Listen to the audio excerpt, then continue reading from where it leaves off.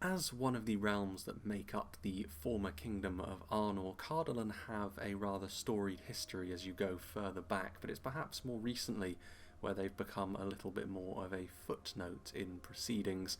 Although they did have their part to play in the wars in the north, and they certainly have a good amount of lore to them, they don't have near as much really as the Dunedain-studded kingdom of Arthedain to the north and west, and even the kingdom of Rudau, being known as the Traitor Kingdom, gives them a certain je ne sais quoi, shall we say, when it comes to their allegiance with Angmar. CARDOLAN in the south, meanwhile, are further removed perhaps than from some of the immediate threats, although perhaps in the Third Age that would have changed had Saruman been victorious over the Rohirrim. Perhaps Isengard would have moved to march west, firstly to conquer some new lands, and CARDOLAN at that time perhaps wouldn't have been well prepared to face them, though in the past they have been, and today we will be looking at what has made up their military over the course of the years. And obviously, as a former Dunedain kingdom, they do have access to some of the Númenórean things, and certainly you can see that in the way that they are styled, especially with their new makeover.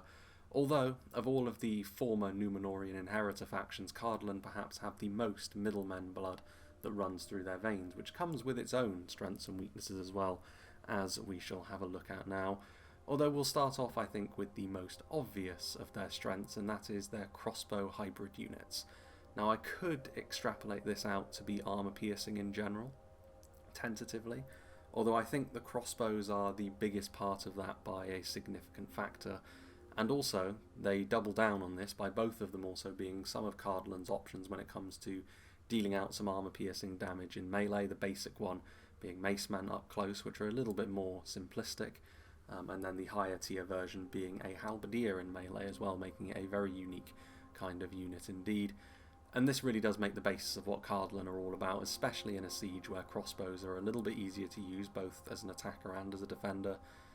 The rate at which they deal damage can be a little bit more of a concern on the open field, although I think the way that CARDOLAN does lean on their crossbows generally means that even on the open field, you're probably likely to see at least one or the other, or perhaps both of their units, and they'll probably lean into that as well.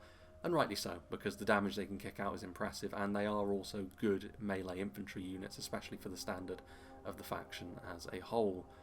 Having said that, they won't be completely reliant on them, and indeed CARDOLAN do have quite a few options when it comes to their roster, particularly if they're high tier. They have actually a good amount of varied high tier units, both on horseback and on foot. Most of them tend to be a little bit more defensive in nature.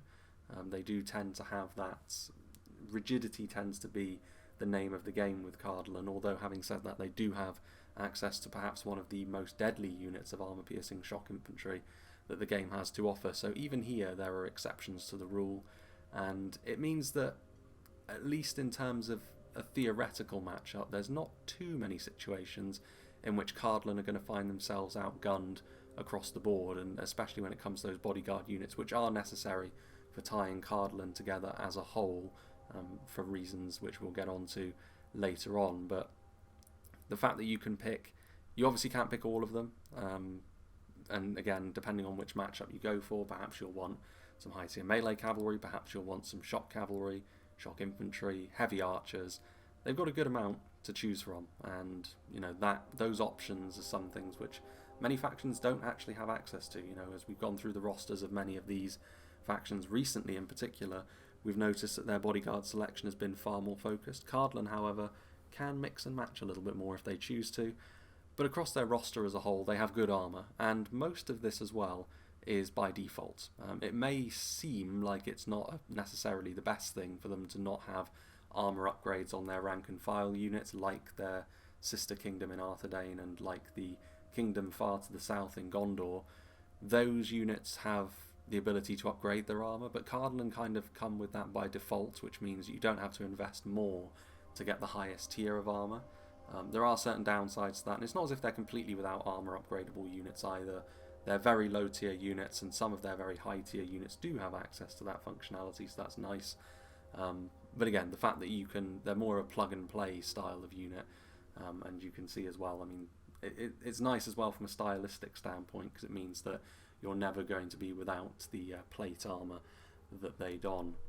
However, CARDOLAN also have some of the most clearly defined, one particularly clearly defined weakness that we'll go through, and that is poor morale in comparison to equivalent factions. Now, the Western Kingdoms of Men, they don't have the same level of morale as the elves or the dwarves anyway. You know, they are definitely, you can definitely break them as a whole, and it's, you know, fear tactics are something which many of the evil factions of Middle-earth do lean on a little bit more anyway. CARDOLAN are a little bit more vulnerable to this sort of thing. And it's been a well-documented fact for a while. They can get around this by, again, using those varied high-tier units, many of which can inspire the units around them just to help shore things up a little bit more, perhaps. But the fact remains that it is a little bit more likely for you to see too many of your own units running in the wrong direction partway through a battle. And this can be a concern because, you know, CARDOLAN as a human faction, while you're not completely numbers dependent like some others, you do still rely on having a good solid base of units to be able to hold your own in most situations. The next thing to mention really again is more the sort of thing which will be affecting their regular units more so than anything else, is the fact they have lower damage on average. And again, this is mostly down to the types of units that they will be relying upon. I mean, it's certainly not beyond the pale for human factions like this to be reliant on basic spears and basic swordsmen with a polearm unit or two at the front, which are relatively inexpensive but relatively efficient against numbers heavy armies, or perhaps they can use their own swarm tactics against quality focused armies, for example. But as we will go on to see, I think CARDOLAN's units in general tend to prioritise their defensive abilities at their basic level anyway, more so than anything else, and it does come at the cost of some of their damage, in particular their very low end units. While they do have some good defensive perks to them, they do suffer a little bit in terms of their damage. So you will be reliant on both outlasting your opposition in some situations and using individual specialist units to be able to deal your damage. And then the final thing to mention here is going to be the fact that they do have more limited Dunadine units, which this is more of a specific thing when you compare them to the other Arnorian kingdoms really, but especially Arthedain. The Dunadine are pretty close in terms of what they're all about to the elves, in the sense that they are low numbers, not necessarily the most armour, but plenty of defensive skill, plenty of damage, and in terms of specialisations, very, very good. Now, they're not completely absent Dunadine units, as we will see in their roster, but they certainly don't have as many as Arthedain, and that level of not quite bodyguard tier quality, but high tier quality, in particular when it comes to dealing damage, would be very nice when it comes to offsetting perhaps the damage discrepancies which we just talked about when it comes to their entry level units. But the best way to see that is going to be to behold them on the open field, I think. So let's see if we can fit CARDOLAN's entire roster into one instance of the grassy plain. So I have foregone showing a couple of the unupgraded versions of CARDOLAN's units just to be able to fit everyone onto the same battlefield here, but we'll go through the reasons why when we actually get to those two units, because it's not terribly important. It is most important, of course, when it comes to differentiating between some of their entry-level units for reasons that we will be able to see almost immediately, but you can also see how things are laid out with CARDOLAN. Again, fairly varied in terms of their infantry forces, like I said, in terms of their bodyguard tier units in particular. They've got a pretty decent varied amount, and also in terms of their slightly less than bodyguard tier units as well, the sort of units that don't necessarily have a second hit point but are still pretty expensive and fill a particular niche within the army. And just in general, they're a fairly varied faction in terms of what they have to offer as well. But we will start off with the rank and file of CARDOLAN, which are very much in line with the other kingdoms, particularly, well, the other Western kingdoms, but particularly the Númenórean ones, and starting off with the CARDOLAN Manat Arms, which are pretty much as you would expect a unit like this to be. Again, in terms of their overall armour values, the main differentiating factor between CARDOLAN and many of the others is that they start off with a slightly better armour score, well, certainly with the Manat Arms at any rate, than Arthedain and Gondor, but both of those factions can boost it to be a little bit better. So it's really just a case of whether you want the upfront nature of this unit being all in right from the start, or whether you want to take advantage of the armour upgrades that other factions, other equivalent factions, may very well have access to. Gondor in particular, of course, with their slightly cheaper upgrades, it does make for a more tempting offer. But in many ways this unit is pretty much as you would expect. The attack score is relatively low, but it's not subject to any sort of spear malice like a couple of units that we'll get onto in just a moment, so they will do decently at holding the line and being a defensive brick really, and a bit of a covering unit for some of the others, which we'll also go into in just a moment. And it is these defensive stats where CARDOLAN do come alive a bit. Their shield score is pretty damn good as well. At 8, it means that they're going to be pretty good at absorbing long-range arrow fire, which is true of all of these kinds of units, but again it's just a case of where the focus of these units lays in, you know, little bits and pieces here and there where each one will have the advantage. The fact they have the full complement as well of, this one says 204, but it's only because the general is here. Under normal circumstances this would be 203, which again puts it on par with some of the other more infantry favouring factions of the Western Kingdoms of Men. So yeah, they will definitely do their job. Meanwhile, we also have the Thadtol Keepers, which used to be a militia tier unit, but now are much more of a mainline spear kind of deal. And you can see it's pretty much as you would expect. Again, really, the total defense score is high.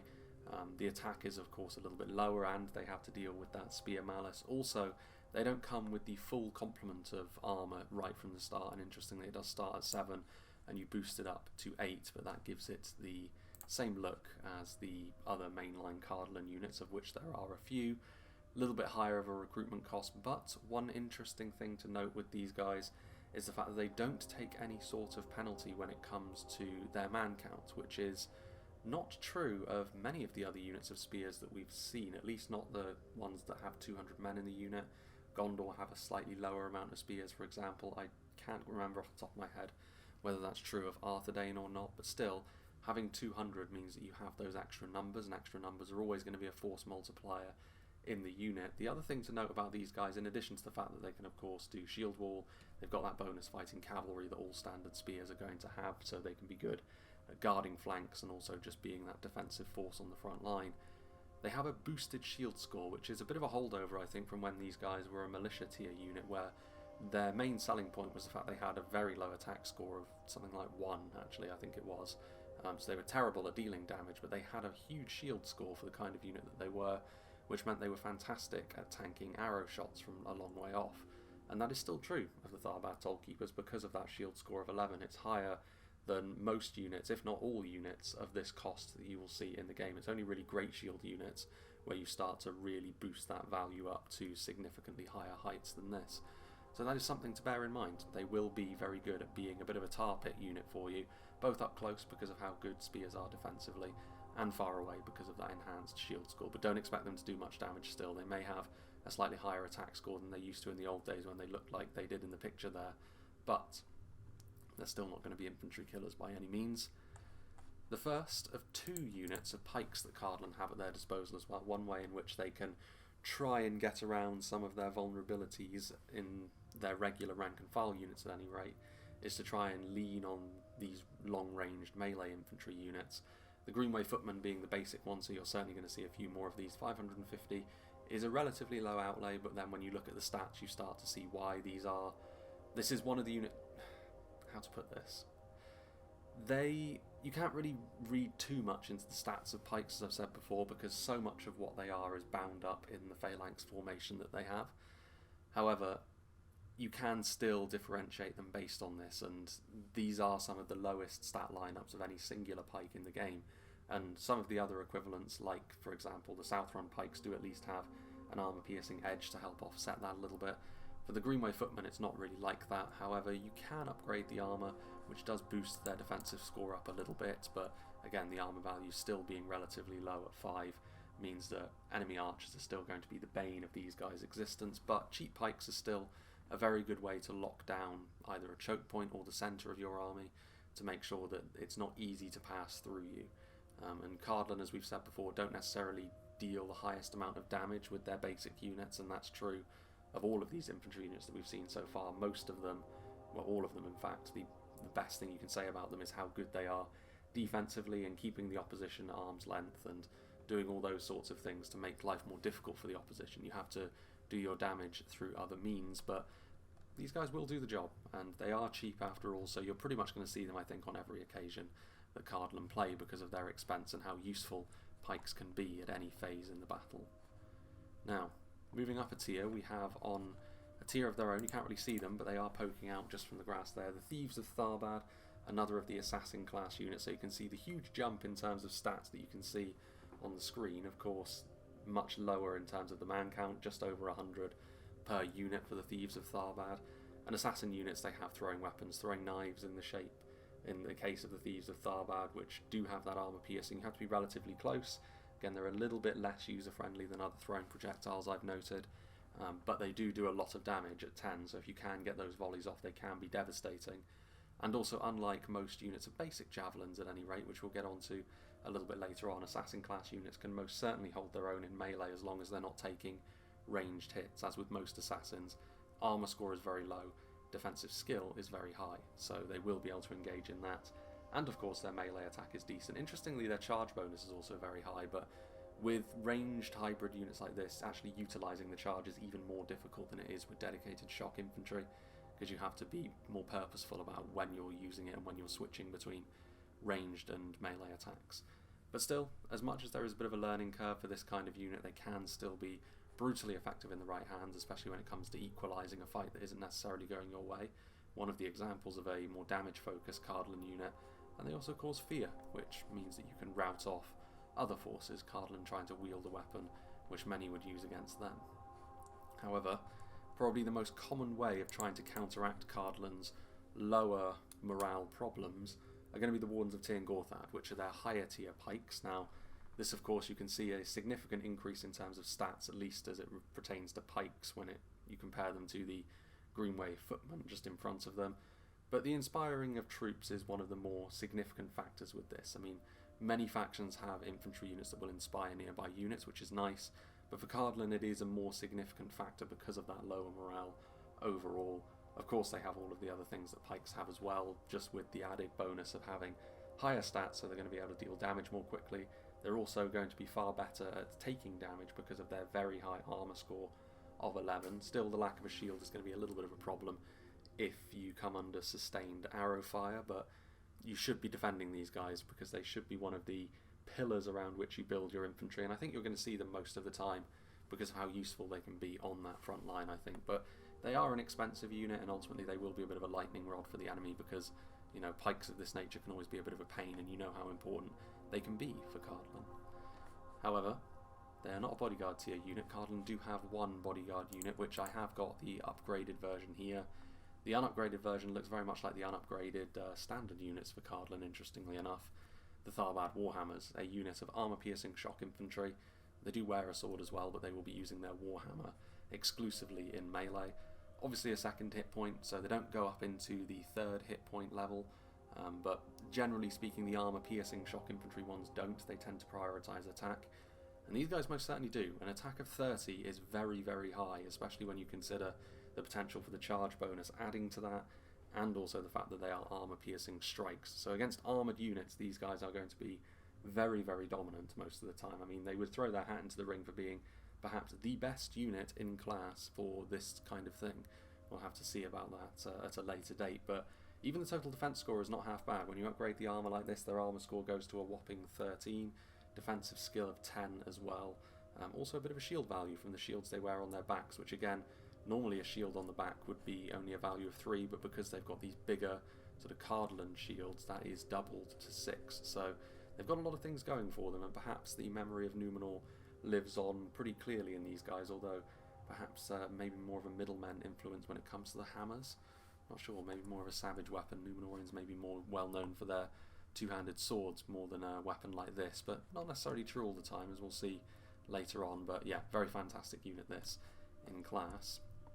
Meanwhile, as we make our way over to the ranged support units, one of the most significant, if not the most significant part of CARDOLAN's army, starting off with a unit which is very, very cheap indeed. It's the only militia class unit that they really have in their roster now, which is a unit of cheap javelins in the Ruffians, which we've already seen before in Dunlan's roster, and they are exactly the same here.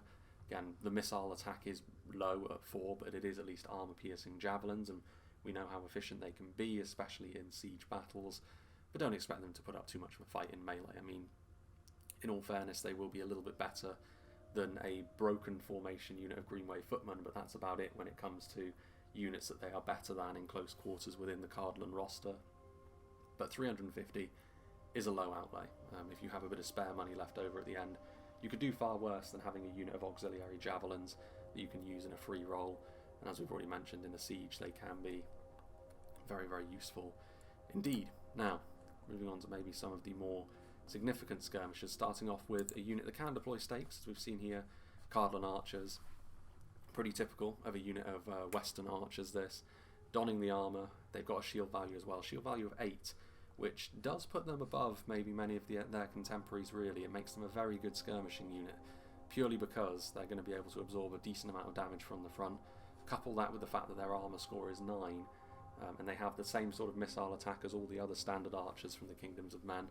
They are ultimately one of the best sort of long-term skirmishers that you can have when you're playing as a human faction, and many of the humans tend to prioritise this sort of thing a little bit more perhaps. So if you are going for that slower approach perhaps with your more defensive pikes and infantry units, trying to wear the opposition down, the CARDOLAN archers are certainly going to be a fairly big part of that, and the fact they've got decent defensive score as well means that ultimately in melee they're not actually that much worse than the standard CARDOLAN Men-at Arms.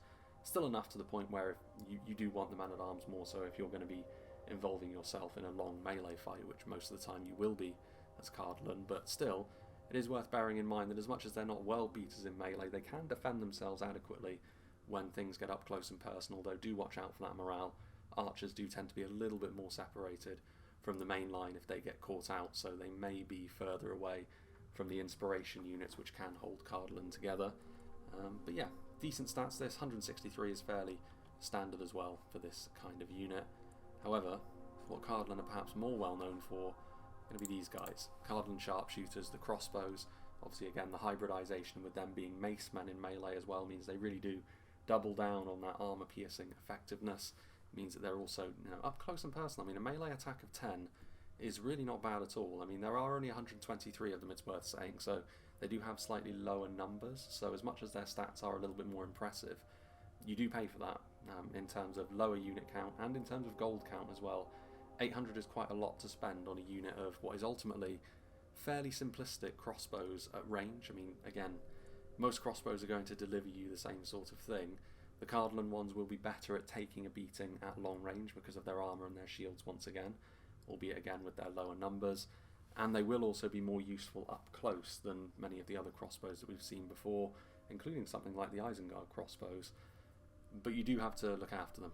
You know, this is going to be the sort of unit which ultimately, while you can use them in melee, it should be later on in the battle if, you know, it comes to that. You want to be using them as crossbows first and foremost, and on the open field like this, crossbows and their slow rate of fire can be a little bit of a problem, but I would be more inclined to forgive that with CARDOLAN because of how multifaceted they can be. You can use them as infantry ultimately if you do need to. But yeah, the lower man count might be a little bit of a problem, but good defense means that you can, you know, they will be able to take more punishment than other kinds of units as you maneuver them into the position that you need them to. And they're going to be strong in all of the ways that crossbows always are, especially if you can use them well in the siege. You can often find yourself on the winning side if you can. They also have access to a unit of high damage archers, the Dunad Rangers, a unit which they share with Arthedain, albeit with their green coloration rather than the black that the Arthedanians use. And as with most other missile units, pretty much as you would expect here. Defensive skill, we have seen, to be fair, more impressive units of Rangers. You know, the Dunad Rangers are probably the most iconic of the lore and the stories, but in the game there are a few which I think do overshadow them in terms of their overall effectiveness. But the Dunad Rangers are also a constant pick really for certainly Arthedain, and you see them quite a lot with CARDOLAN as well. The fact they can hide anywhere means they can avoid an engagement if they don't want to force it early on. Decent up close, again, defensive skill props them up a little bit. They won't be particularly good at taking damage, unlike the units that we've just seen in front of them, but they will be able to dish it out at longer ranges more effectively over the long haul as well with that missile attack of 8. But yeah, we'll be talking about these guys again when we get on to the more Dunadine heavy Arthedain. This is one of the few units of Dunadine that CARDOLAN have. Just in behind, however, something that no other faction really has are the gatekeepers. A very expensive unit at 1,000, but also a very unique one. They can use sharpened stakes as well. They have a bonus fighting cavalry because of their halberd in melee. Of course, they're effective against armour at range and in melee as well. Don't have any sort of inspiration effect on them, so as much as they are one of these more unique forces with sort of their own unique coloration, you know, they won't have the same inspiration that the other such units do have, but then they're going to be further away from the action anyway most of the time, so it's not necessarily the end of the world. Good stats across the board. Again, missile attack of 14 is, they're going to pack a punch, and also, you know, 123 means there is as many of them as there is the basic crossbows just in front, so, you know, there is that going for them, and also good attack as well. I mean, 10 for a unit of pole arms is really, really good. Main thing is, with pole arms, numbers do become a real strength for them, so the fact that they are a slightly smaller unit means that they do need a little bit of help if they are going into melee against a really numerous force, otherwise that formation will be buckled. But even if that is true, they have the stats to be able to hang tough in melee as well. Good defensive score again, armour score of 11. As we mentioned in the opening, CARDOLAN have pretty good armour scores by default across the board, and that really does shine through in some of their higher tier units especially. Should probably have mentioned the shield values as well, to be fair, because they're all pretty strong as well. Even the units that wear them on their backs still get a decent boost from them, and that means that they can be bullied less easily at long range. CARDOLAN can engage in that kind of fight better than most, I would suggest anyway, but even the units that don't necessarily want to are going to be pretty good at dealing with it. So yeah, very, very good unit of crossbows. That arguably the best the game has to offer, but we'll have to see on that later on with some of the other specialist crossbow units. And finally, when it comes to ranged units, we have the Hearthguard of Amon Sul, a unit of archer bodyguards, far more of a defensive force than some other archer bodyguards that we've already seen, like the Temple Guard, because they don't have any sort of specialist projectiles really. They're pretty bland as far as a long-range combatant goes, and indeed their missile attack is also not really as high as even some of the more run-of-the-mill elven units, but where they really shine, of course, is their defensive abilities. Very high armour, good defensive skill as well, and also a good shield value as well. Also a bonus versus cavalry, which is always nice because of their melee weaponry, which is still a spear, I believe. I think. Anyway, what else have we got going on? I mean, 1100 is not too bad for a unit like this. I mean, when it comes to a ranged unit being able to operate in melee, it is always a priority when you're a bodyguard tier unit, and the Hearthguard will offer you that, but it is worth saying they're going to be nowhere near as effective as something like the Tharbad Warhammers or dedicated melee infantry from other factions. The main thing that they bring to the table, even there, is going to be the fact that they are defensively very sound, a second hit point as well. I really like the purple look, almost like a Praetorian Guard accent to them, and of course they inspire nearby troops as well, which when you're at the centre of things and when you're trying to keep everything together does make a good amount of sense. But yeah, one of the other beneficiaries of CARDOLAN's overhaul in terms of their visuals. Now, for a surprisingly diverse cavalry lineup, because it used to be that CARDOLAN had nothing when it came to melee cavalry. Now they have something for pretty much every situation, starting off with the mercenary cavalry being sort of, well, not sword cavalry as such because they wield maces up close, but a unit of melee cavalry, albeit cheap melee cavalry, that are not particularly the last word in terms of quality, but in terms of numbers, especially when you surround your bodyguard tier unit ones with them, which we'll get onto later on, they can still be an effective force. Mercenaries, it's worth saying that the morale problems with them are, it's worth keeping an eye on them even more closely than the main body of your army, especially seeing as cavalry units like this will probably not be close to inspiration units for as long as infantry units are, so their likelihood of running and fleeing is that much higher. You don't really see the standard mercenary cavalry too much, and I feel like that's because they are a thoroughly anti-cavalry kind of option. You're never really going to be seeing them used charging into infantry unless it's towards the tail end of the game when every tool that you have at your disposal counts. But the stats aren't that bad, to be honest, and also the fact they're effective against armour with those maces is also going to be nice for them. If you want to spend a little bit more, however, and something which we do see quite a lot of, are the mounted crossbowmen. Mercenary crossbows. Again, they have some defensive deficiencies, which is admittedly a bit of a rarity throughout CARDOLAN's roster, and unlike the Dunad Rangers, they can't really hide anywhere either. You're going to see them coming, and they don't have the highest amount of range, so they do have plenty of downsides to the upsides that they obviously bring, but those upsides are pretty significant. You have a lot of mobility, and you have a lot of punch behind those crossbow bolts as well. In terms of their overall missile attack per bolt, it's actually better than the standard foot crossbows, albeit worse than the higher tier gatekeepers. 800 is quite a lot. Again, if you're going for a pure anti-cavalry force, however, you're going to want to bring these guys because their ability to kite particularly more dangerous units of melee cavalry and lance cavalry around can be really, really good. You'll also see them, I think, quite a lot in a siege because of their mobility, and we have seen that a couple of times already where players will bring a unit or two of these just so they have that mobility to support where is needed and take advantage of maybe some more exposed units. Over here we have the Tharbad Riders, which the Tharbad Riders, in a similar vein to the Swan Knights that we saw for Dol Amroth, are one of the very few examples of standard lancers that have a charge bonus of 20, which was true in the last version of the game as well. The issue the Tharbad Riders have, I mean, in many ways the stats are kind of immaterial here. They've got a decent defensive score, especially when you upgrade the armour. It means that they're going to be able to deal with the rigours of battle over the long haul, especially when it comes to dealing with arrow fire and such. Charge bonus, obviously armour piercing as well. The main issue though isn't really that, it's how the lower CARDOLAN morale plays with this unit in general. You need to be on top of your game when it comes to charging in to a crowded enemy position and then getting them out quickly. If they're left unsupported in melee, especially with units that are capable of dealing damage to them with an anti-cavalry bonus, you'll find that they rout a little bit more easily than other units of this type. So as much as they do have that little bit of extra effectiveness compared to other units that are similar to from other factions because of that enhanced charge bonus, you do still have to bear in mind the morale deficiencies that CARDOLAN have overall. But again, they've got that really nice upgrade that the Tharbad Warhammers have as well. And then CARDOLAN also have two options when it comes to their cavalry. Again, we've mentioned Dol Amroth previously. Similar, but maybe not quite the same. CARDOLAN have an aggressive unit and a defensive unit, although I think the roles are pretty much reversed here, where the more impressive one are the defensive cavalry, which is sharp contrast to what they used to be when they only had lancers. But the Royal Court of House Thorondor, they are a unit of multiple HP lancers, certainly more defensively orientated than most, similar perhaps in focus to the Gondorians, and they have a charge bonus of only 15, so they're actually less effective off the charge than the unit in front of them, though they don't have the same sort of issues with morale and such, and they are also significantly tougher to kill with a high defensive skill, obviously big shield value, big armour.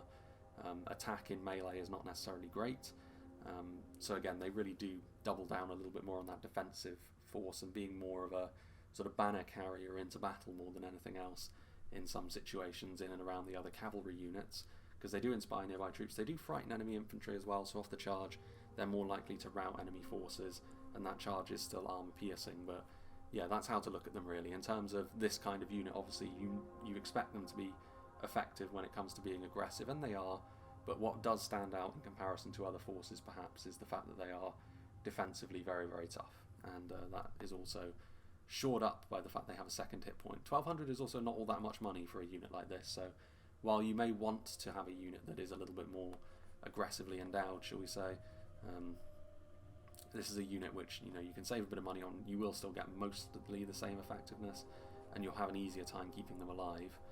However, a unit which is, well, actually, and also something which I forgot, they do actually have the an upgrade which gives them the same armour as the Royal Court of House Thorondor. I thought that came by default, but I was incorrect.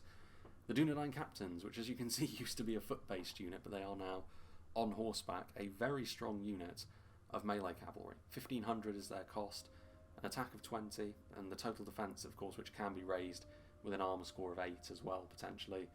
Very, very fine melee cavalry, this. And indeed, units of two-handed sword cavalry that have a second hit point are fairly rare, and they're going to be very, very effective as well. I think you're probably more likely to see the Dunad Captains in most situations than the Royal Court, just because I feel like they're a safer pick when it comes to a bodyguard tier unit. The only thing that perhaps is not true in that regard is the fact they don't have a shield value, and the fact that even if you boost their armour, it's not as high. So enemy archers might be able to wear them down, but the second hit point for the most part should stave that off from happening. But yeah, fantastic. Obviously an attack of 20, and when you combine that with high defensive skill, they're going to be a significant speed bump for even some of the strongest cavalry that the game has to offer, even if they get a charge off. So interesting to see how these guys perform as the battles continue to crank along. And finally, we have the Travisher Newor, which we've already seen as the camera decides to fight me. We've already seen with Dol Amroth, and the main difference, of course, being that instead of the dark blue colour accents, we have the dark green of CARDOLAN, and it behaves in exactly the same way. So you do actually have another unit of Warhammer infantry, should you wish to use it, so that's nice. It means that 1200 is a lot, so the infantry unit on its own is certainly not going to be able to pay for the entirety of its outlay, but it does put a little bit less pressure on the artillery piece itself to pay back all of that money. You just need to get a few good hits, and then the infantry can perhaps do the rest. Trebuchets, of course, higher risk but higher reward artillery. Perhaps the damage potential they have is large. Their projectiles do bounce across the map now as well, to a limited extent anyway, so that's something else that you will have to pay attention to if you're firing it close to your own units perhaps, or perhaps if the enemy are clustered a bit too heavily you can do some extra damage, but that's often not the sort of thing that you can plan for because of how random Medieval 2's artillery can be. It can help or hinder you in equal measure, but if it does help you, the Trebuchet can be one of the most devastating forces that Medieval 2 has to offer, especially in this new form. It's probably, well, Reforged with its slightly bouncing projectile differentiates it a bit from Medieval 2.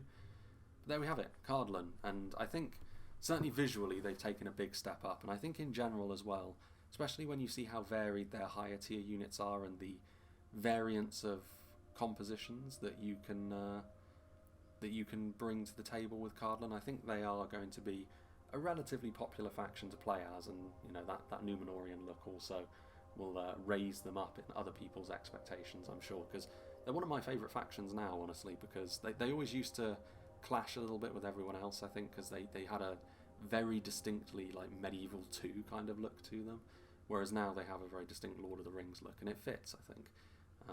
So yeah, big fan of CARDOLAN. We'll stay in Arnor as well, though we will shift over to the darker side of Middle-earth, and next up we shall talk about the northern kingdom of Rhudaur. So I hope you enjoyed this, and I hope you'll join me for that.